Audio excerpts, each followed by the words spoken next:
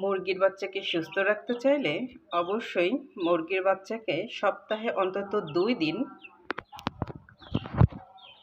গরম ভাতের সাথে সরিষা দিন।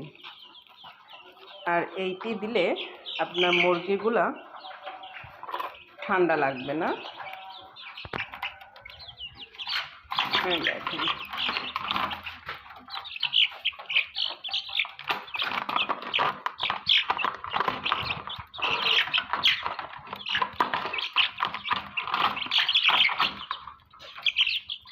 এভাবে করে মুরগির বাচ্চাগুলোকে প্রতিদিন না, সপ্তাহে 2 থেকে 3 দিন এরকম আস্ত সরিষা বাটা অথবা আস্ত সরিষা এভাবে দিবেন।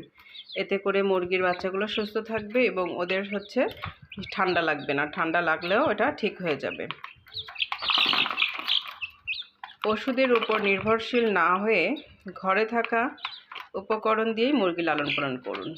আমরা সবাই জানি ঠান্ডা লাগলে সরিষার ভর্তা মানুষের জন্য অনেক উপকারী। ঠিক তেমনি মুরগির বাচ্চা বা বড় মুরগিদেরকে ঠান্ডা লাগলে সরিষা বাটা অথবা খাবারের সাথে সরিষা দিবেন।